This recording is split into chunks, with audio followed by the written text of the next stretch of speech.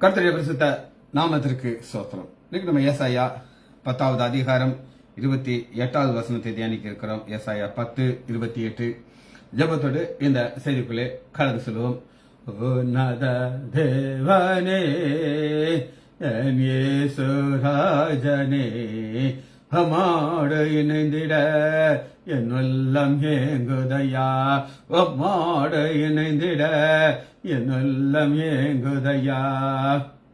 தேனிலும் இனிமையே, தெவிட்டாத அமுதமே, தேனிலும் இனிமையே, தெவிட்டாத அமுதமே, தேடியம் கிடைக்காத வாப்பாற்ற செல்வமே, நான் தேடியம் கிடைக்காத வாப்பாற்ற செல்வமே. இரவெல்லாம் பகலெல்லாம் இதயம் உமக்காக துடிக்குதையா, நினைவெல்லாம் பேச்செல்லாம் நெசரே உமை பற்றித்தானே ஐயா.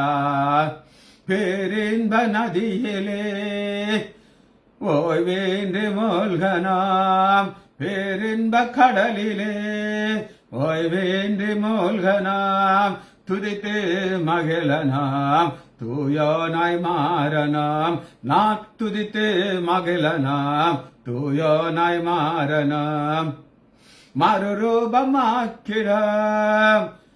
மகிமையின் மேகமே, மறுரூபமாக்கிடம் மகிமையின் மேகமே, அமுக சாயலை உருவாக்கும் தெய்வமே, அமுக சாயலை உருவாக்கும் தெய்வமே.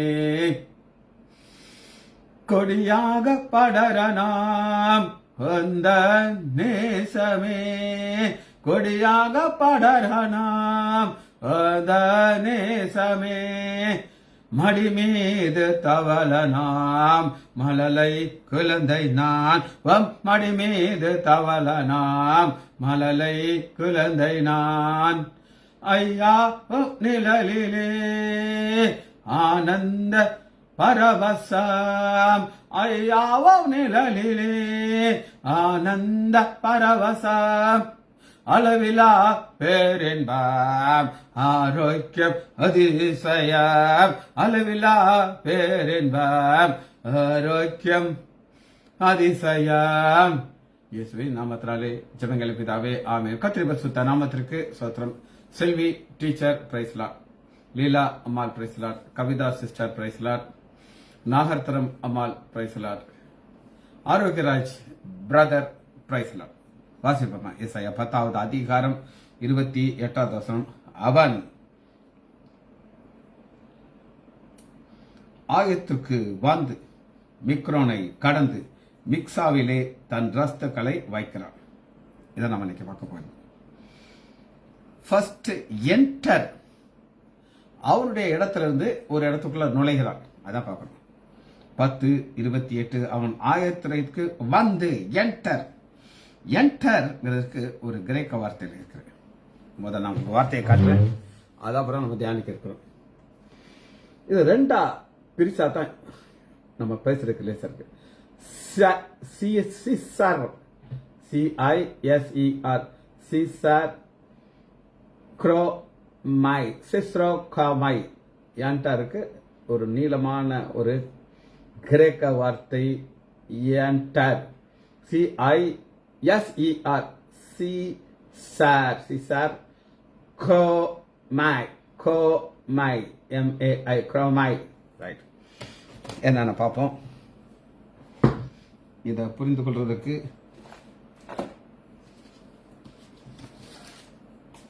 மத்திய 9வது அதிகாரம் 25வது வசனத்துக்கு இருக்கிறோம். மத்திய 9:20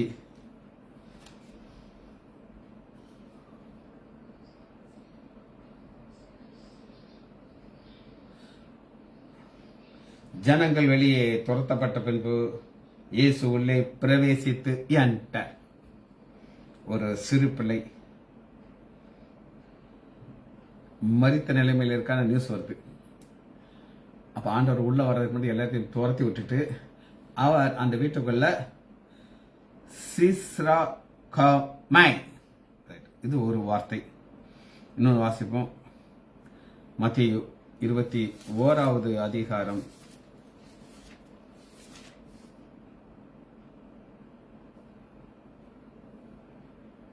12 21:12.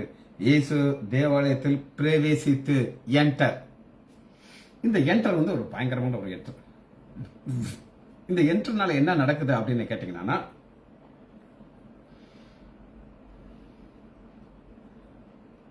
விற்கிறவர்களையும் கொள்ளவர்களையும் யாவரையும் வெளியே துரத்தி, இவர் உள்ள வராரு, வெளியே துரத்துறாரு. காசுக்காரருடைய பலகைகளையும் புறாவுக்களையும் என்னுடைய வீடு ஜெப வீடா இருக்குது. அப்பொழுது குருடரும் சப்பானிகளும் தேவாலயத்திற்குள் வந்தார்கள், அவர்களை சுத்தமாக்கினார்.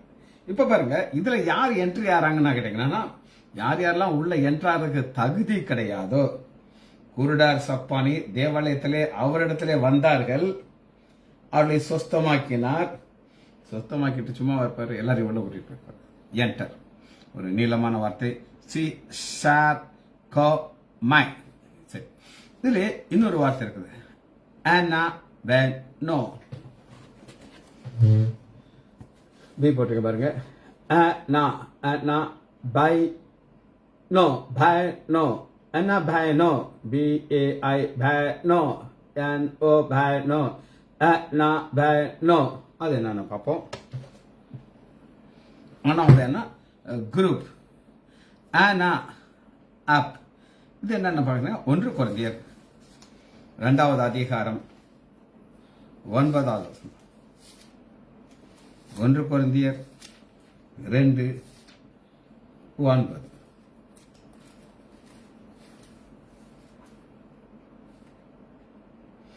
எழுதியிருக்கிறபடி தேவனிடத்திலே அன்புகிறவர்களை ஆயத்த பண்ணவர்களை கண் காணவும் இல்லை, காது கேட்கவும் இல்லை. அது மனுஷனுடைய நமக்கோ தேவனாவிலே தமது ஆவியினாலே வெளிப்படுத்துகிறார். வெளிப்படுத்துகிறது தான் அது என்ட்ரார், நமக்கு உள்ள என்ட்ரார். இதெல்லாம் நமக்கு தெரியாது. ஆண்டவருக்கு என்னெல்லாம் ஆயத்தம் பண்ணி வைத்திருக்கிறாங்கிறது தெரியாது. கண்ணு காணவும் இல்லை, காது கேட்கவும் இல்லை. ஆனா நமக்கோ, யாருக்கு? ஆண்டவருடைய பிள்ளைகளுக்கு தேவனாவிலே நமக்கு ஆவியினாலே வெளிப்படுத்தினார். அந்த ஆவியானவர் எல்லாவற்றையும் தேவனுடைய ஆளுங்களையும் ஆராய்ந்திருக்கிறார். இந்த ஆராய்ந்து யாருக்குள்ள அனுப்புறார்? நமக்குள்ள அனுப்புறார். இந்த வார்த்தையை நான் வாசிக்கும் போது எனக்கு பயங்கர ஆச்சரியமா இருக்கு. நான் பல முறை சொல்லியிருக்கிறேன். நான் ரட்சிக்கப்பட்ட புதுசுல ஒரு சாம் ஜபத்ரே செய்தியை கேட்டேன். எனக்கு அப்படி ஒரு ஆச்சரியமா இருக்கு. பைபிள்ல இது எத்தனை வசனம் அவருக்கு தெரியுது, எங்கெங்கிறதெல்லாம் சொல்றாரு, எப்படி சொல்றாருனாலும் வண்டியை உடச்சிக்கிட்டு இருப்பேன். அப்புறம் ஆண்டவரோட கூட இருக்க இருக்க புதிய புதிய வெளிப்பாடுகள் நமக்கு கொடுக்கும்போது அது நமக்கு ஒரு பெரிய சந்தோஷத்தை கொடுக்குது. அது நமக்குள்ள என்ட்ராயிருக்கு, எனக்குள்ள வந்து அது உட்கார்ந்துட்டு இருக்கு. அதுதான் ஒரு பெரிய ஆச்சரியமான ஒரு காரியம். இன்னொரு வசனத்தை வாசிப்போம். யோவான் 21வது அதிகாரம் 3வது வசனம். 21. சீமன் பேதுரு மற்றவர்களுக்கு மீன் பிடிக்க போகிறேன் என்றான். அவர்கள் நாங்களோ உன்னோட கூட புறப்பட்டு வரேன். என்டர் ஆகிறோம். எதுக்குள்ள என்டர் ஆகிறாங்க? கடல். இது ஒரு பன்மையில யூஸ் பண்ற வார்த்தை சொல்றாரு. நாங்களும் அனபானியோ ஒரு பன்மை. அவர்களும் புறப்பட்டு இயேசு கிறிஸ்து அவர் தேவாலயத்துக்குள்ள வருகிறார். ஆனா இங்க நம்ம பார்க்கறது ஒரு குரூப். சரி, 2வது பாஸ். PASS. அது என்ன? நம்ம 28வது வசனத்தை வாசிக்கிட்டு போறோம். அவர்கள் ஆயத்துறைக்கு வந்து மிக்மாலை கடந்து. Enter pass. கடந்துங்கிறது பாஸ். இதுக்கு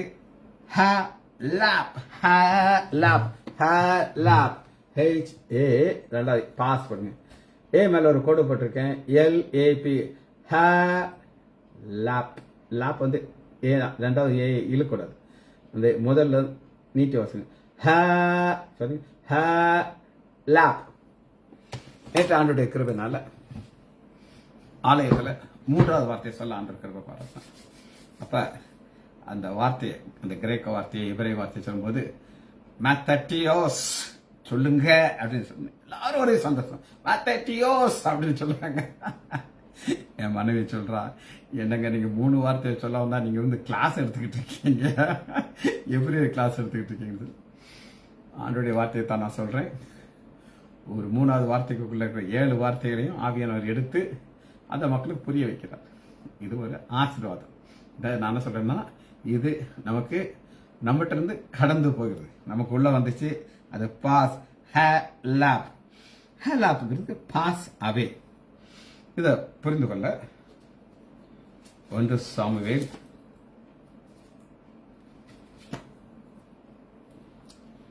10வது அதிகாரம் 3வது வசனம்.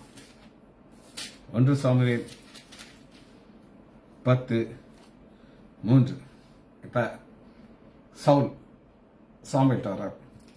சாமுவேல் வர அபிஷேகப்படுத்திட்டார், தைலத்தை அனுப்பிட்டு, நீ அவ்விடத்தை விட்டு அப்புறத்துல கடந்து போய், பாசனை கடந்து போ. ஆரோக்கிய ராஜா அதுக்கு வந்து கேட்டிருக்கீங்க. வெரி குட், கர்த்தர் நல்லவர். தாபோரில் உள்ள சமபோலி சேரும்போது அங்க கடந்து பாஸ், சமபோலி சேரும்போது தேவனை பணியும் படி பெத்தேலுக்கு போகிற 3 மனுஷர்கள் அங்கே உன்னை கண்டு சந்திப்பார்கள். ஒருவன் 3 ஆட்டுக்குட்டியும், இன்னொருவன் 3 அப்பங்களையும், இன்னொருத்தர் திராட்சை உள்ள ஒரு துருத்தியும் ஒருத்தர் கொண்டு இருப்பான். நீ கடந்து போகும்போது பாஸ் லேப். ஏசாயாலிருந்து இதை மாதிரி ஒரு வார்த்தை நம்ம ஏற்கனவே வாசிச்சிருக்கோம், திரும்ப அதை வாசிக்கிறோம். ஏசாயா 8வது அதிகாரம் 8வது வசனம். இதோ ஆண்டவர் வல்லமையுள்ள திரளான ஆற்று நீரை போலவும் ஆசிரியன் ராஜாக்கள் சகல ஆடம்பரத்தையும் அவர் மேலே புரள பண்ணுவார். மேல அப்படி புரண்டு புரண்டு புரண்டு புரண்டு வர பண்ணுகிறது. அதை நம்ம பார்க்கிறோம். யோபு இதை எப்படி விளக்குறாருன்னா பார்க்க போயிடும்.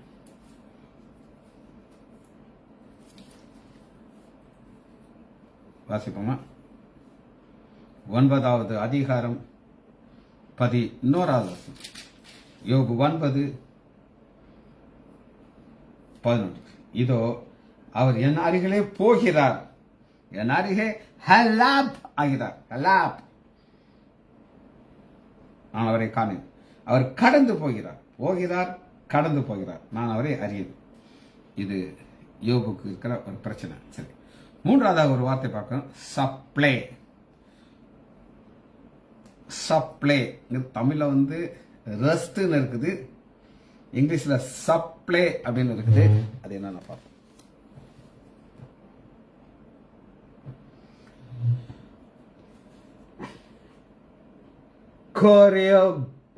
Go. Choreo. Geo go. Choreo. Choreo go. Geo.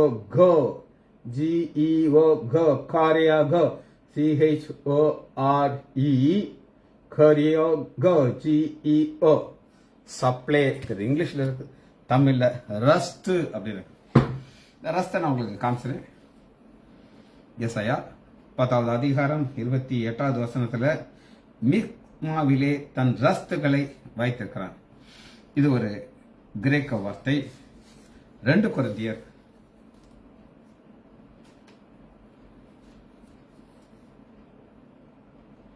9வது அதிகாரம் 10வது வசனம். 2 கொரிந்தியர் 9:10. சப்ளை ரஸ்து. விதைக்கிறவனுக்கு விதைங்கிறது ஒரு ரஸ்து. புசிக்கிறவனுக்கு ஆகாரங்கிறது ஒரு ரஸ்து. அளிக்கிற உங்கள் விதையை அளித்து உங்களை அதை பெருக பண்ணுகிற நீதியின் விளைச்சல் இருக்கு. பெருக பண்ணுகிற அந்த ரஸ்த பெருக பண்ணுகிற பார்க்கிறோம். 1 பேதுரு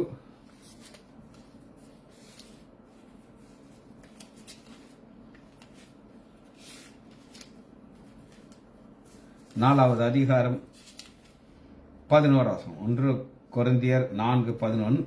ஒருவன் போதித்தால் தேவனுடைய வாக்கியத்தின்படி போதிக்கணும். ஒருவன் உதவி செய்தால் தேவன் தரும் பலத்தின் படி சேர்க்கணும். தேவன் அருகிற பலனை நம்ம ரஸ்து அப்படின்னு நம்ம பார்க்கணும். அது ஒரு ஸ்ட்ரென்த். எல்லாவற்றையும் இயேசு கிறிஸ்து மூலமாய் தேவன் மகிமைப்படி அவருக்கு அவருடைய பலனை நம்ம அங்க ரஸ்துன்னு பேதர் சொல்லிக்கிறார். அடுத்த நாலாவது store.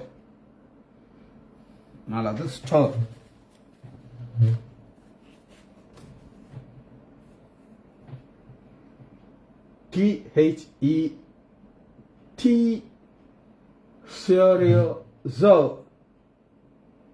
theoros T serioso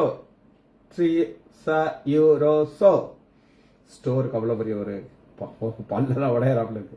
TTEA T serioso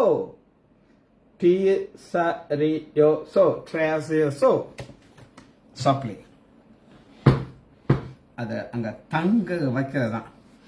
இதுவும் புதிய பாட்டில் கிரேக்க வார்த்தை. 1 கொரிந்தியர் 16வது அதிகாரம் 1 கொரிந்தியர் 16வது அதிகாரம் 2வது காணிக்கைய ஸ்டோர் பண்ணி வைக்கிறாங்க. நான் வரும்பொழுது பண சேர்க்கலை இராதபடிக்கு உங்களில் அவனவன் வாரத்திலே முதல் நாள் தோறும் தங்கள் வரவுக்கு தக்கதை எதை சேர்த்து வச்சுக்கோ. அந்த நேரத்தில் நீ தேடிட்டு இருக்காத. ஸ்டோர் காணிக்கைய சேர்த்து வச்சுக்கோ. நான் வரும்போது தேடிட்டு இருக்காத. ஒரு வார்த்தை வாசித்து இதை முடிக்க போயிருக்கிறோம். 2 பேதுரு 3வது அதிகாரம் 7வது வசனம். 2 கொரிந்தியர் 2 பேதுரு 3:7. ஸ்டோர் வைக்கப்பட்டிருக்கிறது, அழிக்கிறதுக்காக வைக்கப்பட்டிருக்கு. இப்பொழுது இருக்கிற வானங்களும் பூமியும் அந்த வார்த்தையினால அக்னிக்கு இரையாக வைக்கப்பட்டு ஸ்டோர்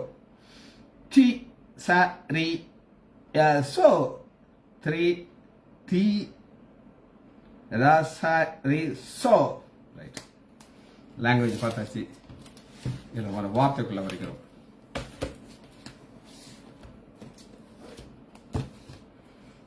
பேக்கேஜ். இங்க 3 இடங்களை பத்தி நம்ம பார்க்க இருக்கோம். 28வது வசனத்துல ஆயாத், மிக்ரோன், மிக்மாஸ் 3 இடங்களை பார்க்கிறோம். இது முதல் பார்க்கிற இது வந்து ஃபர்ஸ்ட் நம்ம பார்க்கிற இடம் வந்து எருசலேம்ல இருந்து 12 மைல் தூரத்தில் இருக்குதுன்னு சொல்லி போட்டிருக்காரு.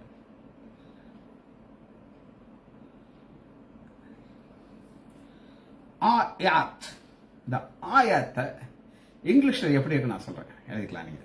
ஆயாத் AIATH ஆயாத். தமிழ்ல ஆயாத்து அப்படின்னு போட்டிருக்கேன். ஆயாத்துங்கிறது என்ன அப்படின்னு ஆயாத். இந்த ஆயாத் நீங்க முதல் முறையாக நீங்க எங்க பார்க்கலாம்னா யோசுவா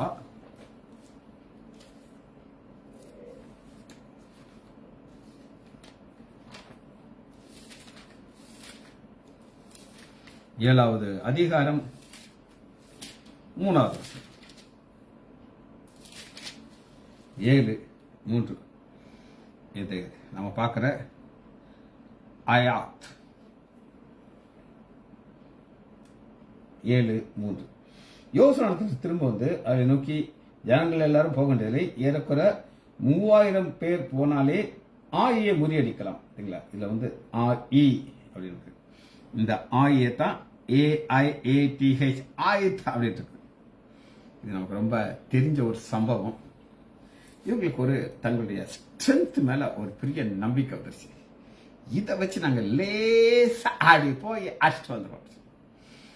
ஒரு சொந்தக்காரர், அவருக்கு பார்ட்டிஷன் நேரத்தில் அவர் என்கிட்ட சொல்றாரு, மாமா உங்களுக்கு என்னைய பத்தி நல்லா தெரியும், எந்த ஒரு தொழிலாக இருந்தாலும் நான் அப்படியே போய் அப்படி முடிச்சுட்டு அப்படி வந்துடுறேன். உங்களுக்கு தெரியுமா மாமா அப்படின்னா, ஆமா தெரியும் மாப்பிள்ள அப்படின்னு சொன்னேன்.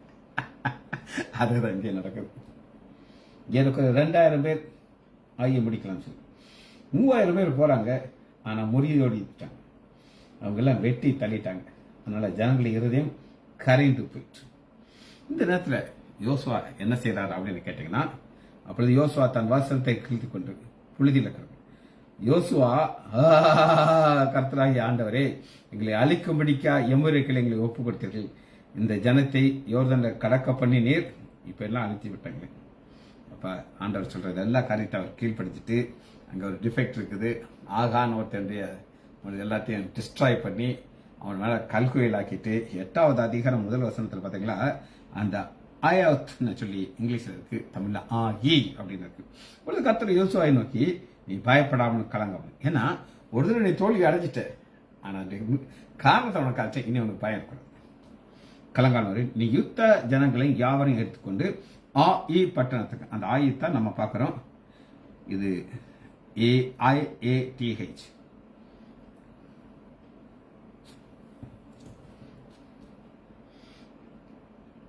அந்த ஆயின் ராஜாவையும் அந்த ஜனத்தையும் நான் கையிலே ஒப்பு கொடுத்தேன் சொல்றாரு. ஆண்டவர் ஜெயத்தையும் கொடுக்கிறார். சரி, 2வது மெக்ரோன். மிக்ரோன் பார்க்கறதுக்கு நம்ம எங்க போகணும் அப்படின்னு கேட்டீங்கன்னா 1 சாமுவேல் 14வது அதிகாரம் 2வது 1 சாமுவேல் 14:2.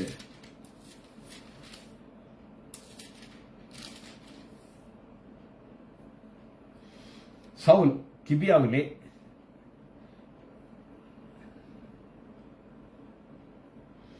கடைசி முனையாகிய மிக்ரோனிலே, மிக்ரோன், இந்த மிக்ரோன் பார்த்தீங்கன்னா இது என்ன அப்படிங்கிறத நான் உங்களுக்கு ஒரு சொல்லிடுறேன். யோனத்தான் ஒரு ஆயுதம், அந்த ஸ்டேஜில் யார்ட்டையுமே ஆயுதங்கள் கிடையாது. 13வது அதிகாரம் 29வது வசனத்தில் 2 பேர்ட்ட மட்டும் இருக்குது. ஜனங்கள் ஒரு இடத்துல பட்டயம் ஈட்டி ஒன்றும் இல்லை இருந்துச்சு. இப்ப பெலிஸ்தியர் பாளையம் இறங்கியிருக்காங்க. இந்த நேரத்தில் இந்த ஸ்பாட்ல இந்த மிக்ரோன்ல இருந்துகிட்டு யோனத்தான் ஆயுதர் சொல்றாரு, நம்ம அப்படியே ஊந்து ஊந்து ஊந்து போவோம், அந்த பக்கம் மணல் அத்தனையா இருக்கிறாங்க. ஆண்டவருடைய ஒரு ஸ்பெஷாலிட்டி அவர் என்ன அழகா சொல்றாரு அப்படின்னு கேட்டீங்கன்னா 6வது வசனம், ஒருவேளை கர்த்தர் நமக்காக ஒரு காரியம் செய்வார், அநேக பேரை கொண்டாகிலும் கொஞ்சம் பேரை கொண்டாலும் ரசிக்கிறது கர்த்தருக்கு. அவருக்கு நம்பருங்கிறது ஒரு முக்கியமே கிடையாது. அதை புரிந்து கொண்ட யோனாத்தானை தான் இந்த இடத்துல பார்க்கிறோம். அப்படிதான் ஆயுததாரி அவனை பார்த்து இருதயத்தில் இருக்கிறபடி செய்யும், அப்படியே இதோ உம்முடைய மனதின்படியே நானும் உம்மோட கூட இருக்கிறேன்.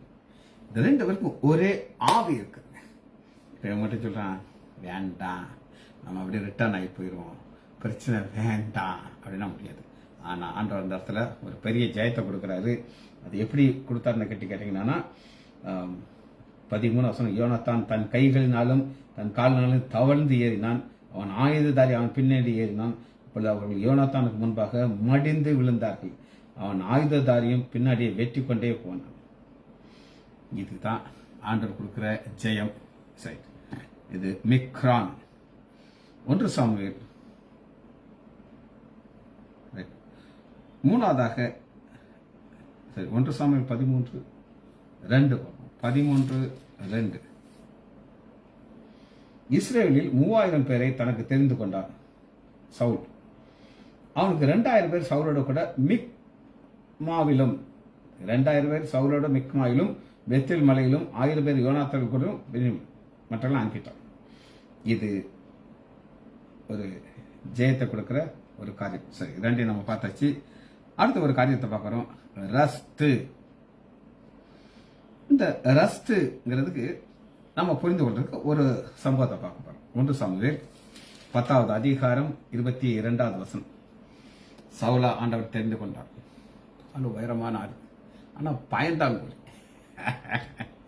எப்பவுமே அந்த எக்ஸ்டர்னலா பெரிய சைஸ் இருந்தானா கோலியத்தை மாதிரி ஒரு சிலர் இருப்பாங்க, அதை ஆண்டவர் தட்டி விட்டுருவாரு. இந்த ஷார்ட்டா இருக்கிறவங்க பயங்கர பவரா இருப்பாங்க.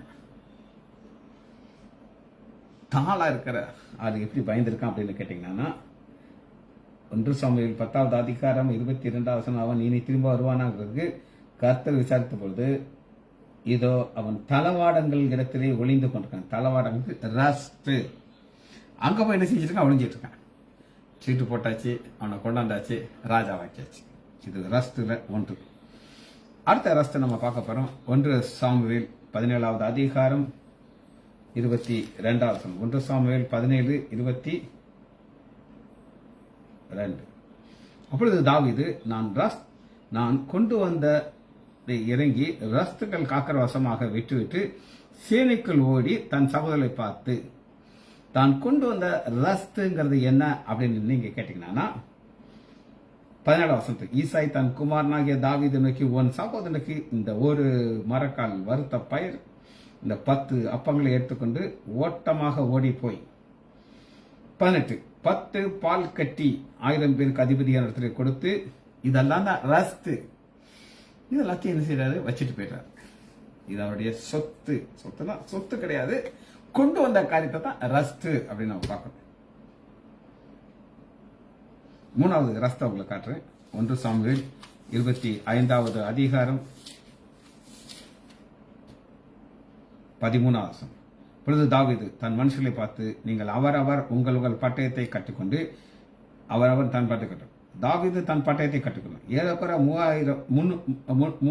400 பேர் தாவீது இருந்தார்கள், 200 பேர் ரஸ்துக்கள் அண்டை இருந்துட்டாங்க.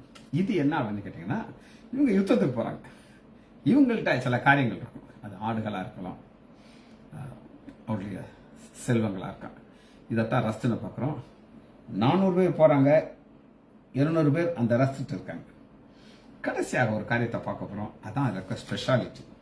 அது என்ன அப்படின்னு கேட்டீங்கன்னா, 1 சாமுவேல் 30வது அதிகாரம் 24வது வசனத்துல, யுத்தத்துக்கு போகும்போது பாதி பேர் டயர்ட் ஆயிடுறாங்க, நடக்க முடியல, வீக் ஆகி உட்காந்துறாங்க. தாவீது சொல்றாரு, உங்களால முடியல, நீங்க இந்த ரஸ்துகளை காத்துக்கிட்டு இருங்க, நாங்க போய் ஜெயிக்கிறோம். ஜெயிச்சு வந்த உடனே அவங்களுக்கு கிடைக்கிற அந்த லாபத்தை இவங்களுக்கு கொடுக்க மாட்டேன் அப்படின்னு சொல்றாங்க. நாங்க தானே யுத்தத்துல போய் ஜெயிச்சோன்னு சொல்லி. இப்ப தாவீது சொல்றாரு, இல்ல இவங்க ரஸ்த காத்துக்கிட்டு இருந்தாங்க, இவங்களுக்கும் ஷேர் கொடுக்கணும் அப்படின்னு சொல்லி. பாப்போமா, 30:24. இந்த காரியத்திலே உங்கள் சொற்களை கேட்க யார் சம்மதிப்பான்? யுத்தத்திற்கு போனவர்களின் பங்கு எவ்வளவோ அளவு ரஸ்துகள் கண்டே இருந்தவர்களுக்கும் பங்கு சரி பங்காக பங்கு. இத பிரதர் ஆர் ஸ்டான்லி எப்படி எக்ஸ்பிளைன் பண்றார் அப்படிங்கிறத நான் உங்களுக்கு சொல்றேன். அவர் கொடுக்கிற விளக்கம். அநேக மிஷனரிகள் தங்கள் உயிரை ரிஸ்க் எடுத்து பிள்ளைகளை ஹாஸ்டல்ல விட்டுட்டு, தண்ணி கிடைக்காது, கஷ்டப்பட்டு வேதனைப்பட்டு அவங்க போய் ஊழியம் செய்றாங்க. ஆனா நீங்க அவங்களுக்கு ரெஸ்ட், அவங்களை அங்க பணம் கொடுத்து அவங்களை சப்போர்ட் பண்ணீங்கன்னா, அவங்களுக்கு ஆண்டவர் என்ன ஆசீர்வாதம் கொடுப்பாரோ அதே ஆசீர்வாதம் உங்களுக்கு கிடைக்கும் அப்படின்னு இந்த வசனத்தை ரொம்ப சந்தோஷமா இருந்துச்சு. அப்ப ஊழியத்துக்கு நீங்க சப்போர்ட் பண்ணும்போது, ஆனா கரெக்டான ஊழியமா இருக்கணும். சும்மா ஏமாத்திரன்ட்டு போய் காசை கொடுத்துட்டு நீங்க ஏமாறக்கூடாது. ஜெபிச்சு முடிப்போமா? மகா இரக்கமும் கரைவேமுள்ள பிதாவே, துதிக்கிறோம் ஐயா. வேதத்தின் ஆழத்தின் ரகசியத்தை எங்களுக்கு போதிக்கிறதுக்காக நன்றி ராஜா. பிள்ளைகள் ஒவ்வொருவரையும் நாடவராகிய இயேசு கிறிஸ்துவின் நாமத்தினாலே ஆசீர்வதிக்கிறேன். இயேசுவின் நாமத்தினால் ஜெபங்கள் பிதாவே. ஆமேன், ஆமேன், ஆமேன்.